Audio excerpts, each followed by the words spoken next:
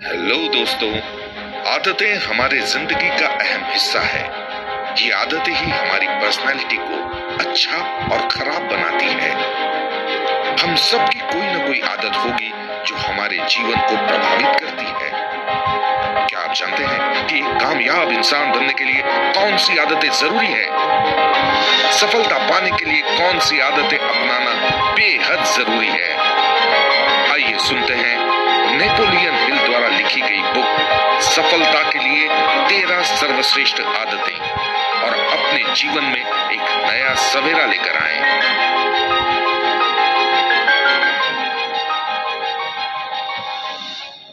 किताब का नाम है सफलता के लिए 13 सर्वश्रेष्ठ आदतें, जिसे लिखा है नेपोलियन हिल ने। मुझे आपके शहर में आकर खुशी हुई और मुझे आशा है कि मैं जो आपसे कहने जा रहा हूं उसका लाभ आपको मिलेगा। मैं जिस पहले सिद्धांत के विषय में बताने वाला हूं उसका संबंध उद्देश्य की निश्चितता से है। उद्देश्य की निश्चितता सुनने में बड़ा या कोई कमाल का विषय नहीं लगता, लेकिन देवियों और सज्जनों, उन सारी उपलब्धियों की शुरुआत इसी से होती है जिसके बारे में आप दूसरों को बता सकते हैं।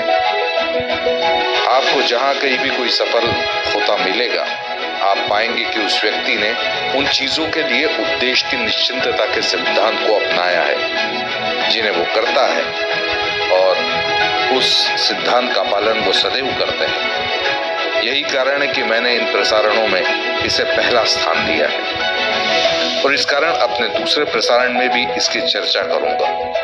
अब मैं आपको आपके प्रमुख उद्देश्य के संबंध में पूरी तरह से निश्चित रहने के महत्व के बारे में एक उदाहरण दूंगा। कुछ वर्ष पूर्व प्रथम विश्व युद्ध की समाप्ति के तुरंत बाद मैंने अपनी तिजोरी को खोला और उसमें से अपने लिखे कुछ प्रमुख निश्चित उद्देश्य को निकाला। मैंने जिस पैराग्राफ को अपनी संभावित आय को उस वर्ष यानी 1919 में लिखा था, उसे देखा तो पाया कि लिखा था कि प्रति वर्ष $10,000।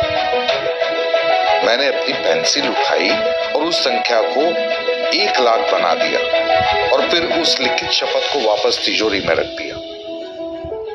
मुझे लगा कि लक्ष्य अपना ऊंचा रखना चाहिए। मुझे नहीं लगता कि 3 हफ्ते से भी अधिक समय बीता होगा जब टेक्सास से एक व्यक्ति मेरे ऑफिस में आया और उसने मुझसे कहा कि यदि मैं टेक्सास आऊं, हर महीने के 3 हफ्ते उसके लिए बिक्री के दस्तावेज को लिखने में बिताऊं, तो वो प्रतिवर्ष मुझे $1 लाख देगा। उसने जो अनुबंध बताया उसे मैंने स्वीकार कर लिया, उस पर दस्तखत किए, वहां गया और आखिरकार उसके लिए $10 मिलियन जुटाए। उसने जो अनुबंध बनाया था, मैं कहना चाहूंगा कि वो बड़ा चालाकी भरा था। इसमें स्पष्ट किया गया था कि जब तक पूरे साल मैं वहां नहीं ठहरूंगा तब तक मुझे पूरा वेतन नहीं मिलेगा। जल्दी मैंने देखा कि वह उन पैसों का दुरुपयोग कर रहा था और मैंने उसे FBI के हवाले कर दिया तथा शिकागो लौट आया। मैंने उस समय तक अपना पूरा वेतन भी गंवा दिया। उसके बाद मैंने एक बार फिर अपनी तिजोरी को खोला और अपने निश्चित प्रमुख उद्देश्य को निकाला जिसे मैंने लिखा था और उसे ध्यान से पढ़ा। उसमें लिखा था, वर्ष 1919 के दौरान मैं $1 लाख कमाऊंगा। मैंने जैसे ही पढ़ा वैसे ही समझ गया कि उस कथन में चूक क्या हो रही थी। मैं सोच रहा था कि इससे पहले कि मैं आपको बताऊं, आप मुझे बताएं कि वह चूक क्या थी। इसमें कोई शक नहीं कि मैंने $1 लाख नहीं कमाए, लेकिन इसमें भी कोई शक नहीं कि अगर मैं $10 मिलियन की पूंजी जुटाने में किसी की मदद करूं तो वह मुझे खुशी खुशी $1 लाख नहीं देता। इसलिए मैं कहूंगा कि मैंने उसे कमाया, लेकिन वह मुझे मिला नहीं। अब मैं आपको बताना चाहता हूं कि वह मुझे क्यों नहीं मिला। मुझे वह इसलिए नहीं मिला क्योंकि मैंने अपने कथन में 2 महत्वपूर्ण शब्दों को लिखा ही नहीं था। मैंने आपको जो कथन दिया उसे फिर से पढ़िए और ये देखिए कि आप उन 2 महत्वपूर्ण शब्दों को बता पाते हैं या नहीं। मैं उस कथन को फिर से दोहराता हूं। वर्ष 1919 के दौरान मैं $1 लाख कमाऊंगा। बताइए, ये निश्चित है या नहीं? आपको लगता है कि ये निश्चित है? नहीं, 2 शब्द नहीं लिखे गए थे, मुझे लिखना चाहिए था। वर्ष 1919 के दौरान मैं $1 लाख कमाऊंगा और प्राप्त करूंगा। क्या आपको लगता है कि अगर मैंने इस तरीके से लिखा होता तो उस धूर्त आदमी पर कोई फर्क पड़ता, जो शुरुआत से ही मुझे धोखा देने का इरादा रखता था? क्या आपको लगता है कि मैं जिस पैसे को प्राप्त करने वाला था उसमें कोई फर्क पड़ता? मैं आपसे कहूंगा कि इसमें फर्क पड़ता, और मैं आपको बताता हूं क्यों। यदि मैंने इस बात पर जोर दिया होता कि मैं जिस पैसे को कमाऊंगा उसे प्राप्त करूंगा, तो मैं उस अनुबंध को जिसे उसने बनवाया था उसे अपने वकील के पास ले जाता और हम उसे काफी ध्यान से पढ़ते, और मेरे वकील ने एक पैराग्राफ बनाया होता जिसमें लिखा होता कि मुझे वह पैसा हर महीने मिलेगा क्योंकि मैंने उसे कमाया है। यही फर्क पड़ने वाला था। अनुबंध और ऐसे ही विभिन्न प्रकार के समझौतों तथा दूसरे लोगों के साथ तरह तरह के संबंधों में शामिल होने वाले अधिकांश लोग इस तरह के काम को अनिश्चितता के साथ करते हैं। इनमें कई दिमाग शामिल होना चाहिए। ऐसा इस कारण क्योंकि एक व्यक्ति एक चीज को एक तरीके से समझता है जबकि दूसरा उससे एकदम अलग नजरिए से देखता है। हमें अनुबंधों की आवश्यकता होती है क्योंकि दुर्भाग्य से कुछ लोग धोखेबाज होते हैं जिन पर भरोसा नहीं किया जा सकता, या फिर वे सम्मानजनक रास्ते के बजाय आसान रास्ता चुन लेते हैं। खुली छूट वाले रास्ते पर चलने से सारी नदियां और कुछ लोग धूर्त हो जाते हैं। टेक्सास वाले इस आदमी के साथ निश्चित रूप से ऐसी ही बात थी। उद्देश्य की निश्चितता के महत्व को लेकर मैं आपको एक और उदाहरण देना चाहूंगा। लगभग 14 साल पहले यहीं पेरिस में रहने वाले बिल रॉबिन्सन ने मेरी किताब थिंक एंड ग्रो रिच की एक प्रति खरीदी। उन्होंने उसे पढ़ा और इससे प्रभावित हुए। जब वे इसे पढ़ रहे थे तब उन्होंने खुद से कहा, किसी न किसी दिन मैं इस आदमी हिल से मिलूंगा। मैं उससे कहूंगा कि वे यहाँ पेरिस आए और हमारे लोगों के सामने अपने विचार रखे। अब देखिए देवियों सज्जनों, किसी न किसी दिन निश्चित नहीं है।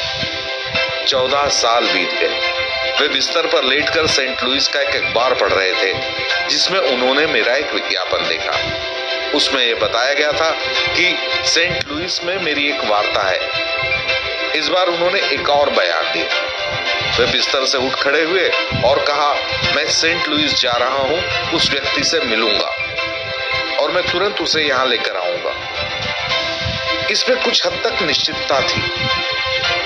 वे यहाँ आए और मैं भी अब यहाँ हूं। वे इसे 14 साल पहले कर चुके होते, बशर्ते जब वो उस पुस्तक को पढ़ने के बाद उन्होंने कहा होता, मुझे ये संदेश अच्छा लगा, मुझे ये लेखक अच्छा लगा, मैं 1 महीने के भीतर उसे यहाँ लेकर आऊंगा। यदि उन्होंने अपने इरादों को एक निश्चित समय में बांधा होता तो आप निश्चित रूप से जान लीजिए कि मैं बरसों पहले यहाँ आ गया होता। उद्देश्य की निश्चितता। मैंने गौर किया कि जो लोग सफल हैं, जैसे कि मिस्टर एंड्रयूज कार्नेगी, हेनरी जे कैसर, हेनरी फोर्ड और थॉमस ए एडिसन, सभी उद्देश्य की निश्चितता के साथ काम करते हैं। सामान्य रूप से कोई भी महान नेता जब अपने नीचे के व्यक्ति से कुछ करने को कहता है तो उससे न केवल यह कहता है कि उसे क्या करना है, बल्कि उसे ये भी बताता है कि उसे ऐसा क्यों करना है, और उससे भी महत्वपूर्ण यह कि वह उसे बताता है कि उसे इसे कैसे करना है, तथा सबसे महत्वपूर्ण यह है कि वह सुनिश्चित करता है कि जो उसने कहा उस व्यक्ति ने कर दिया। वह ना नहीं सुनना चाहता। एक महान नेता में ऐसा गुण होता है। वह ऐसा व्यक्ति होता है जो जानता है कि उसे क्या चाहिए और उस जानकारी को उन लोगों को देता है जो उसके अधीनस्थ है, और उन बातों को समझते हुए उससे प्रभावित हो सके। युद्ध के दौरान मिस्टर कैसर युद्ध से संबंधित विभिन्न प्रकार के कार्यों, उन सैन्य सामग्रियों के निर्माण में व्यस्त थे जिनकी सरकार को सख्त जरूरत थी। जरूरत के समय अपने कारखानों तक कच्चा माल आ जाए, वे इसे सुनिश्चित करना चाहते थे। जैसे कि यदि उन्हें एक बड़ी मात्रा में विशेष प्रकार के इस्पात की जरूरत है, तो वे न केवल यूनाइटेड स्टेट्स स्टील कॉरपोरेशन को विशेष प्रकार का इस्पात भिजवाने का ऑर्डर देते थे, बल्कि ये भी कहते थे कि उन्हें वह इस्पात एक निश्चित तारीख पर चाहिए। साथ ही इसे तय समय पर मंगवाने के लिए वे उस इस्पात संयंत्र तक कुछ लोगों को इस निर्देश के साथ भेजते कि अगर किसी भी रेल अधिकारी ने इस्पात से भरे इस डब्बे को किसी भी कारण से रोकने की जरूरत की, तो उन लोगों को उसे चेतावनी देनी है कि वो ऐसा ना करे, और करें तो वो खाली हाथ कारखाने तक लौट कर ना आए। अगर ऐसा किया तो उनकी नौकरी सलामत नहीं रहेगी। यह भी एकदम निश्चित था। इसका नतीजा यह हुआ कि मिस्टर कैसर ने जहाजों के निर्माण में ऐसा रिकॉर्ड बनाया कि वे दुनिया भर में मशहूर हो गए। इससे पहले उन्होंने कभी जहाज का निर्माण नहीं किया था, लेकिन वे निश्चितता के सिद्धांत को समझते थे। संयोगवश यदि आप मिस्टर कैसर के बारे में कुछ भी जानते हैं, तो आप जानते होंगे कि आज की तारीख में ये उनकी एक असाधारण योग्यता है। यदि वे एक सफल व्यक्ति हैं, तो उनकी सफलता का ये भी एक कारण है। वे जानते हैं कि उन्हें क्या करना है, उसे करने की योजना बनाते थे और अपनी योजनाओं को लेकर एकदम निश्चित रहते थे। ये जो क्या करना है, कब करना है, कहां करना है, क्यों करना है और कैसे करना है, को मैं अपने WWWH फॉर्मूला कहता हूं। आप सभी श्रोतागण के लिए ये कोई बुरा आइडिया नहीं होगा कि आप अपने सीने पर या अपनी ड्रेस पर WWWH एक तरह का बैच पहने। ज्यादातर लोग जो इस तरह के बैच को देखते हैं, वे समझ नहीं पाते कि इसका मतलब क्या है, लेकिन आप समझ जाएंगे। इससे आप जब भी किसी व्यक्ति को कुछ करने के लिए कहेंगे, तो आप उसके विषय में निश्चिंत रहेंगे। आपको उसे बताना चाहिए कि क्या करना है, कब करना है, कहां करना है, क्यों करना है, कैसे करना है, और फिर आपको उसके पीछे लगे रहना है और देखना है कि वह उस काम को कर दे। अब मैं आपको बताता हूं कि एक सफल और एक असफल व्यक्ति के बीच क्या अंतर होता है। आप किसी भी असफल व्यक्ति को ले लीजिए और सामान्य रूप से देखिए कि जब वह निर्देश देता है या अपनी इच्छाओं को व्यक्त करता है, तो वो काफी ढुलमुल, ढीले, अनिश्चित तरीके से करता है और उसका नतीजा भी एकदम वैसा ही होता है। एंड्रयूज कार्नेगी ने जब मुझे आज से करीब 44 साल पहले व्यक्तिगत उपलब्धि की दुनिया के पहले व्यवहारिक सिद्धांत का लेखक बनने का काम सौंपा था, तो मुझे मिस्टर कार्नेगी के घर 3 दिन और रात रखा गया था। वो पूरे ध्यान से मेरा अध्ययन कर रहे थे और मैं बिल्कुल नहीं जानता था कि मुझ पर नजर रखी जा रही है। मुझे उसका मकसद भी पता नहीं था। ये बात मुझे बरसों बाद पता चली कि किसी भी दूसरी बात से ज्यादा वे जानना चाहते थे कि मेरे भीतर उन चीजों को लेकर निश्चित रहने का गुण है या नहीं, जिन्हें मैं करने का निश्चय करता था। तीसरा दिन समाप्त होने से पहले उन्होंने मुझे अपनी लाइब्रेरी में बुलाया और कहा, हम 3 दिनों से यहाँ एक सिद्धांत के बारे में बात कर रहे थे जिसकी जरूरत मुझे लगता है दुनिया को है। एक ऐसा सिद्धांत जो सड़कों पर घूमते सामान्य लोगों को मेरे जैसे सफल लोगों के द्वारा हासिल उस ज्ञान की जानकारी देगा जो हमारे जीवन भर के अनुभव के रूप में है और जिन्हें हमने गलती करने के बाद सीखा है। मैं चाहता हूं कि सरल शब्दों में एक सिद्धांत तैयार किया जाए जिसे सफल लोगों ने सीखा है और उन सभी का लाभ सामान्य लोगों को मिले। इस विषय में मैं तुमसे एक प्रश्न पूछना चाहता हूं। फिर उन्होंने मेरे सामने एक प्रश्न को रखा। उन्होंने कहा, यदि मैं तुम्हें उस सिद्धांत का लेखक बनने के लिए रखूं, इस देश के असाधारण लोगों से तुम्हारा परिचय करवाऊं जो तुम्हारा सहयोग करें, और ये ऐसे लोग हैं जिन्हें सफलता में महारत है, तो क्या तुम अपने जीवन के 20 वर्ष शोध करने पर समर्पित करने इस काम के दौरान अपनी आजीविका स्वयं अर्जित करने के लिए तैयार हो, जिसमें मेरी तरफ से तुम्हें कोई आर्थिक सहायता नहीं मिलेगी? हाँ या ना? मुझे लगता है मैं कुछ देर तक बेचैन रहा। ऐसा लगा जैसे घंटे भर तक सोचता रहा। आखिर मिस्टर कार्नेगी ने कहा, तो ठीक है। फिर उन्होंने मुझसे एक और प्रश्न पूछना चाहा। मैं बीच में ही बोल पड़ा। मैंने कहा, मिस्टर कार्नेगी, मैं न केवल आपके इस काम को स्वीकार करता हूं, बल्कि आप आश्वस्त रह सकते हैं कि मैं इसे पूरा भी करूंगा। उन्होंने कहा, मैं तुमसे इसी बात की उम्मीद करता था। उन्होंने यह भी कहा, मैं चाहता था कि तुम जब ये कहो तो कुछ ऐसा ही हाव भाव तुम्हारे चेहरे पर हो, और तुम्हारी आवाज में जिस स्वर को मैं सुनना चाहता था वही मुझे सुनाई पड़ा। उन्होंने ये काम मुझे सौंपने का मन उसी समय वही बना लिया, जबकि ये जिम्मेदारी ऐसे कई लोगों को नहीं सौंपी गई, जिनमें से कुछ कॉलेज के प्रोफेसर थे। उन्होंने बताया कि जब उन लोगों के सामने उन्होंने इस सवाल को रखा तो जवाब देने में उन लोगों ने 3 घंटे से लेकर 3 साल लगा दिए, और कुछ ने तो जवाब दिया ही नहीं। वे किसी ऐसे व्यक्ति की तलाश में थे जो निश्चित हो, जो सारी बातें सामने मौजूद रहने पर मन बना सके, ये कह सके कि इस काम को वो करेगा या नहीं करेगा। मैंने जब गोल्डन रूल मैगजीन की शुरुआत की, जो 1918 के युद्ध विराम दिवस पर शुरू हुआ, तो मेरे पास उसके लिए पूंजी नहीं थी। पूरे युद्ध के दौरान मैं अमेरिकी राष्ट्रपति के साथ जुड़ा था। मैं जिस स्कूल का अध्यक्ष और मालिक था, वो युद्ध के कारण पूरी तरह से नष्ट हो चुका था, लेकिन मैं गोल्डन रूल मैगजीन प्रकाशित करना चाहता था। यह विचार मेरे मन में कई वर्षों से था। मुझे लगा कि वह वक्त आ गया है जब लोगों को इस तरह की पत्रिका पसंद आएगी। मुझे शुरुआत के लिए बस $1 लाख की जरूरत थी। यदि मैं किसी बैंक से कर्ज लेने जाता तो इस बात की संभावना थी कि वे गुप्त रूप से कोई बटन दबा देते या 2-4 मुस्टंडे मुझे दबोच लेते और फिर पुलिस के हवाले कर देते, क्योंकि वो सोचते कि मैं पागल हो गया हूं। मैं निजी स्रोतों से $1 लाख का कर्ज नहीं ले सकता था, क्योंकि मेरे पास गिरवी रखने के लिए कुछ नहीं था।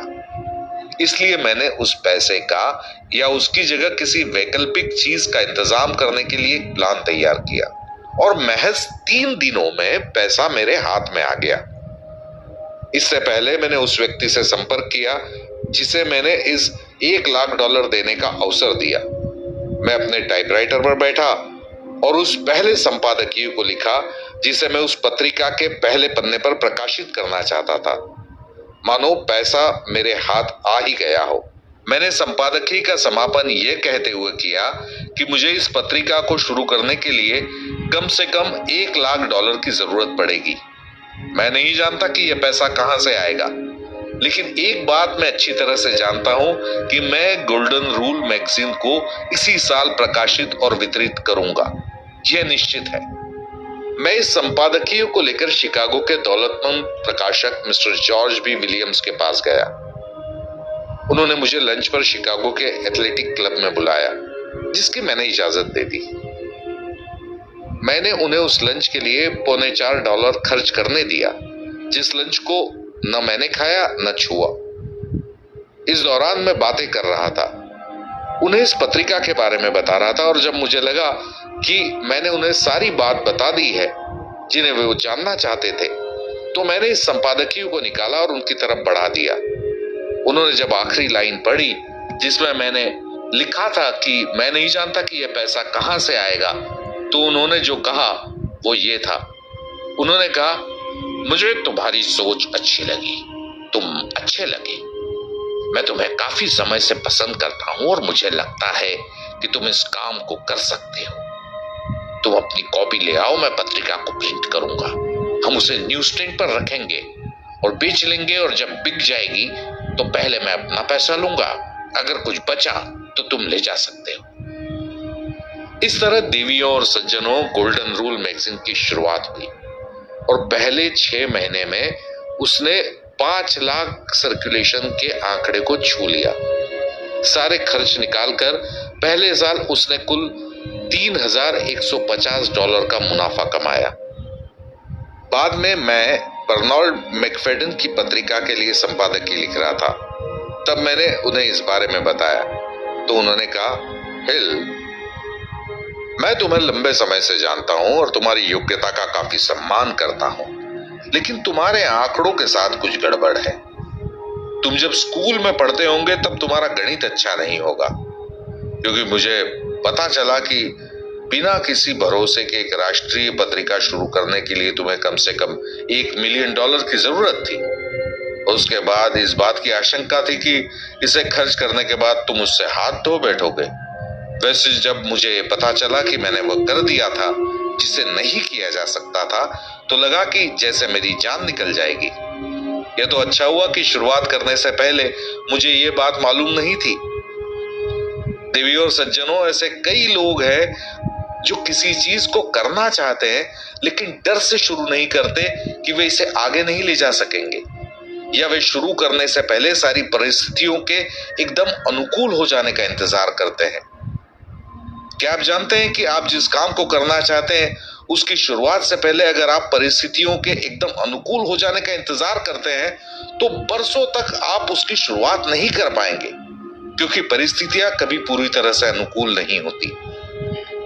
अगर आप किसी काम को हर हाल में करना चाहते हैं तो उससे जुड़ी सारी जानकारियां जुटाए, सारे उपलब्ध साधनों को जुटा ले और उस समय की जैसी भी परिस्थिति है उसी में उसकी शुरुआत कर दे। ये थोड़ा विचित्र लग सकता है, लेकिन इस बात की संभावना है कि आप जब उपलब्ध साधनों का इस्तेमाल कर रहे होते हैं तब कभी न कभी आश्चर्यजनक रूप से आपकी मदद के लिए बेहतर साधन रख दिए जाते हैं। मैं सोच रहा हूं कि मेरे रेडियो के आप जैसे श्रोता क्या ये जानने में दिलचस्पी नहीं रखते होंगे कि अगले 5 वर्षों के लिए मेरे उद्देश्य की निश्चितता क्या है? क्या आप उसे जानना चाहेंगे? मैं आपको उसके बारे में बताने जा रहा हूं, क्योंकि आपको मुझे कुछ करते हुए देखने का अवसर मिलेगा। आप इस ऐलान को सुनने वाले हैं, आप कदम दर कदम देखने वाले हैं कि मैं इसे आगे कैसे बढ़ाऊंगा। मैं एक बार फिर पूरे समय के लिए काम करने वाला हूं, जिसमें मैं अपने जीवन के फुर्सत भरे पलों को समाप्त करूंगा और फिर से किताब लिखना और व्याख्यान देना शुरू करूंगा। मेरे इस प्रकार के फैसले के कई कारण हैं। सबसे पहले व्यक्तिगत रूप से कहूं तो मुझे जीवन भर के लिए जितने पैसे की जरूरत है उतने मेरे पास है। हम जिस प्रकार की जीवन शैली को अपनाते हैं उसके लिए पर्याप्त पैसे हैं। सारा अतिरिक्त पैसा दुनिया भर में इस सिद्धांत के प्रचार प्रसार के लिए खर्च किया जाएगा। मैं चाहता हूं कि यह सिद्धांत इस धरती की सभी प्रमुख भाषाओं में प्रकाशित किया जाए और मैं इसे सुनिश्चित करूंगा कि यह काम पूरा हो। पेरिस जैसे शहर में आकर मुझे इस सिद्धांत के बारे में ऐसी बातों का पता चला जिन्हें मैं पहले नहीं जानता था, और इससे मुझे एक नई उम्मीद और नया हौसला मिला। इसने मुझे उद्देश्य की निश्चितता पर एक नया दृष्टिकोण दिया है, और वह यह है कि आबादी की सबसे जमीनी स्तर के लोग इस तरह के छोटे शहरों में रहते हैं। इस तरह के सिद्धांत को अपने जीवन के आईने में उतारने के लिए बेसब्र हैं, क्योंकि वैसे भी यह व्यक्तिगत अर्थव्यवस्था का सिद्धांत है। इसे इस प्रकार से तैयार किया गया है कि व्यक्ति अपने वित्तीय मामलों को संतुलित कर सके। यह एक ठोस सिद्धांत है, क्योंकि इसे दुनिया के सबसे तेज दिमाग वाले व्यक्तियों ने परखा है, और ये ऐसा सिद्धांत है जो व्यक्तिगत वित्त और सांसारिक वस्तुओं से संबंधित है। हम हताशा के युग में, भय के युग में, चिंता के युग में जी रहे हैं। ये लगभग असंभव है कि ऐसे श्रोता और ऐसा कोई व्यक्ति मिले जिसे किसी न किसी तरह की व्यक्तिगत समस्या ना हो और वो जानता हो कि उसे उस समय किस प्रकार दूर किया जा सकता है। सफलता के सिद्धांत का इरादा व्यक्तिगत समस्याओं को दूर करना है, चाहे आप इसका एहसास करें या ना करें। लेकिन आप में से जो भी इस प्रसारण को सुन रहा है वह रोशनी को बिखेरेगा, खुशियां बिखेरेगा और हौसलों को विस्तार देगा। आपका आत्मविश्वास बढ़ेगा और आप उन लोगों में और अधिक आत्मविश्वास पैदा करेंगे जो आपके संपर्क में आएंगे। आप में भी उद्देश्य की निश्चितता होगी और शुरुआत के एक बिंदु के रूप में आपके पास अगले सुधार का एक उद्देश्य होगा। देवियों और सज्जनों, आज की शाम के लिए बस इतना ही। अगली बार मेरे साथ जुड़िए और हम इस सबसे महत्वपूर्ण सिद्धांत, उद्देश्य की निश्चितता पर चर्चा को आगे बढ़ाएंगे।